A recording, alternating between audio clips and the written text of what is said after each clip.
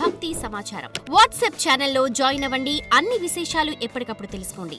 అమ్మా, మనం చూస్తూ ఉంటాం, పుణ్యం కొద్దీ పురుషుడు, దానం కొద్దీ బిడ్డలు అని అంటుంటారు. పుణ్యంతో పురుషుడు ఎలా వస్తాడు, దానంతో బిడ్డలు ఎలా వస్తారు? మనకి కర్మ సిద్ధాంతం ఉంది కదండి. మీరు ఏం చేశారో అది తిరిగి వస్తుంది. ఎలా తిరిగి వస్తుంది అని అంటే మన భావం తప్పనిసరిగా గాల్లోకి వెళుతుంది. మీరు చేసిన ప్రతి పని కూడా దాని తాలూకా ప్రభావం ఉంటుంది. అది తిరిగి ఈ సూర్యుని చుట్టూ భూమి తిరిగేలాగా 360 రోజుల కాలంలో మళ్ళీ మీ దగ్గరికే రావాలి. అలాగే ఇంకా ఎక్కువైపోతే జన్మాంతరంగా కూడా రావాలి కదా. అటువంటప్పుడు అంటే పుణ్యము అన్నప్పుడు ఎంత పుణ్యం చేస్తే అంత సౌకర్యము సుఖము అన్నారు. దానం కొద్దీ బిడ్డలను ఎందుకన్నారంటే ఎప్పుడైతే మీరు మాతృత్వము, దానం అంటే ఏంటండి, జాలి, దయ, ఇలాంటి ప్రేమ లక్షణాలు, అవి అలాంటి లక్షణాలు ఉండి మీరు ఎవరికైనా దానం చేసినప్పుడు, ఏదైనా ఇచ్చినప్పుడు దాని నుంచి వచ్చే ఫలితం ఏంటంటే మళ్ళీ జన్మలో మీకు అలాంటి దానము అంటే మంచి హృదయం ఉన్న పిల్లలు మనకి కలిగితే కనుక మన జీవితంలో ఏ చిన్న ఒడిదుడికి వచ్చినా వాళ్ళు ఆదుకోవడానికి, మిమ్మల్ని పోషించడానికి, కాపాడడానికి. అందుకని మనం చేసిందే మనకు వస్తుంది. కాబట్టి ఈ జన్మలో మీరు ఎంత దానం చేసుకుంటే, మరి బిడ్డ అంటే ఏంటి, తల్లిదండ్రుల్ని అన్ని విషయాల్లో, ఆహారము, విహారము, వ్యవహారంలో అన్నింట్లో కాపాడేవాళ్ళు బిడ్డలు కదండి. ముందు వాళ్ళని తల్లిదండ్రులు పోషిస్తారు, తిరిగి ఆ బిడ్డలు తల్లిదండ్రుల్ని చూసుకుంటారు, బాధ్యతగా చూసుకుంటారు. అయితే మనం తక్కువ దానం చేసి మంచి బిడ్డలు కావాలంటే ఎక్కడి నుంచి వస్తారు కదా. మీరు ఏది ఇచ్చుకున్నారో అది రిటర్న్ పొందుతారు. ఇది ప్రకృతి లా. ఏది చేశారో అది రిటర్న్ పొందుతారు. మీరు ఎక్కువ దానం చేసే కొద్ది మంచి బిడ్డలు కలిగితే మిమ్మల్ని పువ్వుల్లో పెట్టుకుని చూసుకుంటారు. ఎక్కువ పుణ్యం చేసే కొద్ది అది పుణ్యం భోగం అండి, అంటే సుఖం. అప్పుడు ఎక్కువ పుణ్యం చేసే కొద్ది పురుషుడు అని ఎందుకన్నారంటే భర్త భార్యని బాధ్యతగా చూసుకోవడము అనేది ఉంటుంది. ఎక్కువ మంచి పుణ్యంతో పురుషుడు వస్తే ఎంతో సుఖంలో ఆ భార్యని కాలు కింద పెట్టకుండా చూసుకుంటాడు అని మనకి శాస్త్రంలో చెప్పారు. అందుకని ఎవరైతే ఎక్కువ పుణ్యం చేస్తే మంచి భర్త లభించి జీవితాంతం సుఖంగా ఉంటారని, ఎవరైతే ఎక్కువ దానం చేస్తే మంచి బిడ్డలు లభించి ఎక్కడ ఇబ్బంది లేకుండా మరణం వరకు ఆ బిడ్డలు కాపాడుతారనేది శాస్త్రం చెబుతుంది. ప్రస్తుతం ఉన్న సమాజంలో అన్న విలువలు అనేవి సన్నగిల్లిపోతున్నాయి. ఇప్పుడు చాలా కుటుంబాల్లో, ఉన్నతమైన కుటుంబాలు, సంపన్న కుటుంబాల్లో ఏం చేస్తానులే, మాకు అన్నీ ఉన్నాయి, సరిపోయినాయి అన్న భావనలో ఉంటున్నారు. వాట్ నెక్స్ట్ అన్న దాని గురించి ఎవరు ఆలోచించట్లేదు. అంటే ఆలోచన విధానం ఎలా ఉండాలంటారు? అంటే సంపన్నులైనా సామాన్యులైనా మన స్థితిగతులు మెరుగ్గా ఉండాలి అని అంటే ఆలోచనలు ఎలా ఉండాలి? ఆలోచనలు ఎప్పుడూ కూడా స్వార్థం లేకుండా ఉంటే కనుక మీ స్థితి మారుతుందండి. లక్ష్మి అంటే డబ్బు కాదు, లక్ష్మి అంటే లోపల సంపద, అభయం, ధైర్యం, భయం లేకపోవడం, లేకపోతే ఆరోగ్యము, ఆనందము, లేకపోతే చుట్టూ పరిసరాల నుంచి అన్నీ అందేవి, ఇవన్నీ కూడా లక్ష్మిలోకి వస్తాయి. అయితే పూర్వీకులు ఏమీ చదువుకోలేదు, ఇంత డబ్బు లేదు, కానీ జీవితం విలువలతో నడిపారు కాబట్టి, సత్యం వైపు జర్నీ చేశారు కాబట్టి వాళ్ళందరూ ఒక పల్లెటూరులో మీకు 1000 మంది ఉంటే ఒక్క ఆర్ఎంపీ డాక్టర్తో బతికారు. అంటే ఎంత అనారోగ్యం లేకుండా బతికారు చెప్పండి. ఇలాంటి స్ట్రెస్లు, మానసిక ఒత్తిళ్ళు లేవు. విలువలు ఉన్నప్పుడు ఏమవుతుంది అని అంటే మనస్సు కంట్రోల్ అవుతుంది. అందుకని మన పెద్దలు చదువుకోకపోయినా, అంత డబ్బు లేకపోయినా అంతమంది పిల్లలు ఉండేవారు, 10-15 మంది పిల్లలు ఉండేవారు. అయినా భార్యాభర్తలు ఇద్దరు కూడా ఒక్క మాట మీద ఉండేవారు. మరి పిల్లలు కూడా వాళ్ళ మాట వినేవారు. ఇప్పుడు సంపద ఉంది, అన్నీ ఉన్నాయి, మంచి మంచి ఉద్యోగాలు ఉన్నాయి, ఇద్దరు పిల్లలు ఉంటున్నారు, లేదా ఒకే ఒక పిల్లలు ఉంటున్నారు, లేదంటే అసలు పిల్లల్ని కనడానికి కూడా భయపడిపోతున్నారు. అలాంటి పరిస్థితిలో లేనిదల్లా మానసిక ప్రశాంతత లేదు, మనస్సు ప్రశాంతత లేదు. ఎందువల్ల అంటే విలువలతో కూడుకున్న జీవితం కాకుండా విచ్చలవిడితన జీవితానికి అలవాటు పడిపోయారు. ఈ వేగం అలా అయిపోయింది. వాళ్ళు తప్పు కాదు, ఎందుకంటే జీవితంలో కాంపిటీషన్ ఎక్కువైంది, పరుగులు ఉరుకులు ఎక్కువైంది. కాబట్టి ప్రతి చదువు కానీ ఉద్యోగం కానీ ఎలా అయిపోయిందంటే నువ్వు పరుగు పెట్టకపోతే నువ్వు వెనక్కి పడిపోతావు అనే పరిస్థితి వచ్చింది. కాబట్టి అందరూ ఒక వేగంలో ఉన్నారు.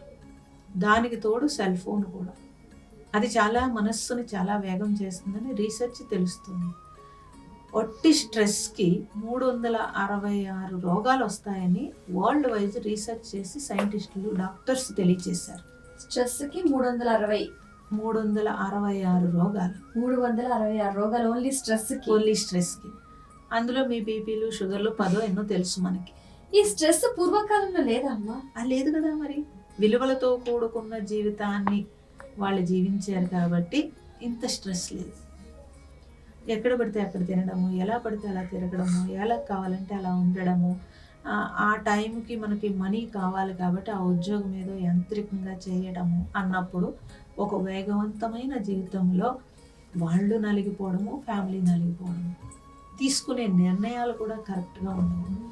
మేము స్కూల్స్కి ఎందుకు వెళ్ళాల్సి వస్తుంది, కాలేజీలకు ఎందుకు వెళ్ళాల్సి వస్తుందంటే సంవత్సరానికి తెలుగు రాష్ట్రాల్లో 10 లక్షల మంది పిల్లలు సూసైడ్ చేసుకుంటున్నారు స్ట్రెస్కి.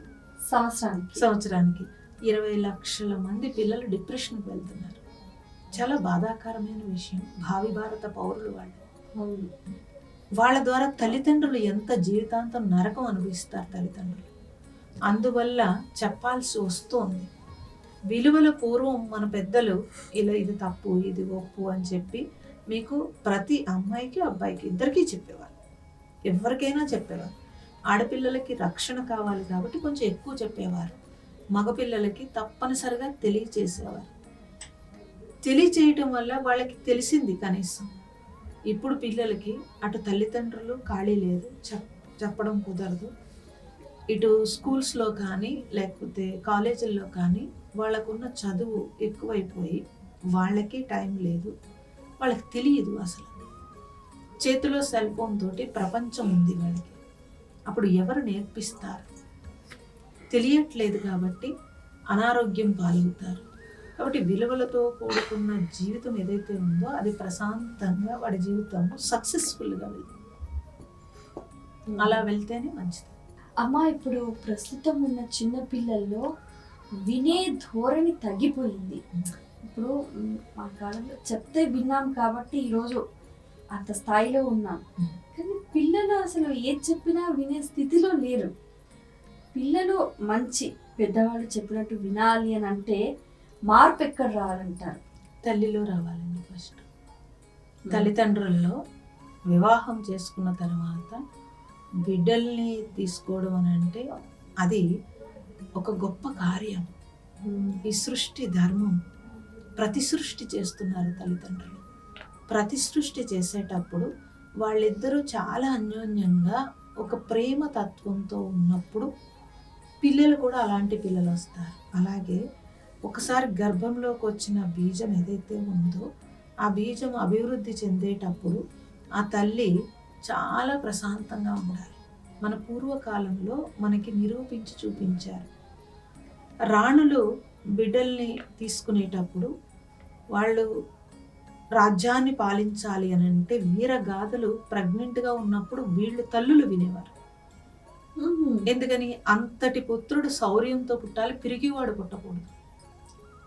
అలాగే సాధు సంతులు అవుతారు లేకపోతే మునీశ్వరులు అవ్వాలి అని అంటే ఆశ్రమాల్లో జీవనము ప్రెగ్నెంట్గా ఉన్నప్పుడు ఆశ్రమాల్లో జీవనము జీవించి అప్పుడు ఆశ్రమాల్లో బిడ్డల్ని కనేవారు, ఆశ్రమంలో గురుకులంలో ఉంచేవారు.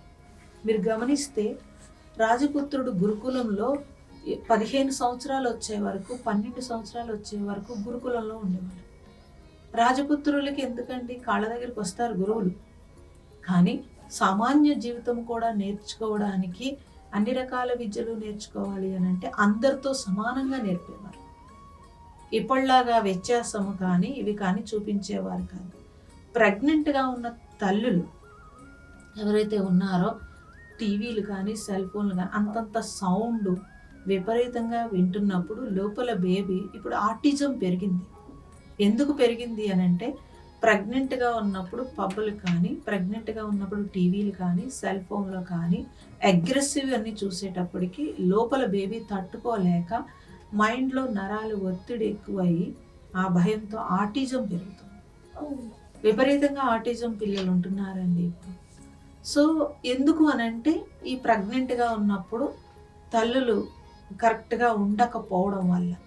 పూర్వం ప్రెగ్నెంట్గా ఉన్నప్పుడు అందుకే పుట్టింటికి తీసుకువెళ్ళిపోయి ప్రశాంతమైన వాతావరణంలో ఉంచేవారు. సో ఇప్పుడు కనీసము ఒక బిడ్డకి మనం జన్మ ఇస్తున్నామంటే, ప్రతి సృష్టి చేస్తున్నామంటే జీవితాంతం ఆ బిడ్డతో మనం ఉండాలి. ఉండేటప్పుడు వాళ్ళకి ఏదైనా ఇబ్బంది వస్తే మనకి ఇబ్బంది వచ్చినట్టు అనిపిస్తుంది కదా.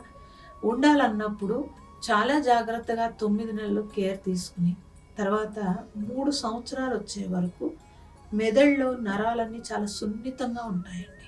అప్పుడే ఫామ్ అవుతూ ఉంటాయి అన్నీ. ఆ ఫామ్ అయ్యే టైంలో మనం బయట నుంచి అనేక రకాల బ్యాక్టీరియాని చిన్న పసిపాపను తీసుకుని మాల్స్కి వెళ్ళిపోతారు, థియేటర్స్కి వెళ్ళిపోతారు, ఎక్కడ పడితే అక్కడ తింటారు. ఆహార విహారాల్లో సమం లేదు. దానివల్ల వచ్చే ఇబ్బంది జీవితాంతం. ఆ పిల్లలు వేగం వినట్లేదు అంటే చిన్న వయసులో వాడికి ప్రపంచం సెల్ ఫోన్ చేతిలోకి ఇస్తారు. అన్నం తినిపించాలంటే సెల్ ఫోన్ ఇవ్వాలి. అది మ్యాండేటరీ అయిపోయింది అసలు. ఎందుకయ్యింది? ఎవరు చేశారు? అది పేరెంట్స్. మరి ఇప్పుడు ఇస్తే తింటున్నప్పుడు ఆహారం తీసుకునేటప్పుడు వాడి దృష్టి ఎక్కడో ఉంటే ఈ ఆహారం డైజెషన్ సరిగా అవ్వదు అని తెలిసి కూడా ఇస్తే ఎలా కుదురుతుంది? అంటే ఇప్పుడు మంచి అలవాట్లు రావాలి, మంచి గుణాలు రావాలి అంటే ఈ ఆహారం అనేది ప్రభావం చూపిస్తుందమ్మా. ఆహార విహారాలు 2 ప్రభావం. ఎక్కడ తిరుగుతున్నారో, ఎక్కడ మీ చిన్నప్పుడు మీ తల్లిదండ్రులు పెళ్ళిళ్ళకి లేకపోతే ఎక్కడ పడితే అక్కడ పార్టీలకి మిమ్మల్ని తిప్పారా? చాలా తక్కువ. ఎక్కడైనా గుడికి తీసుకువెళ్ళడం, పెద్దలు ఎవరైనా వస్తే ఆ విలువలతో కూడుకున్న జీవితం నేర్పించడం, ఇవన్నీ చేశారు. కాబట్టి ఈరోజు మీరు మీ పేరెంట్స్ని ఎదిరించరు.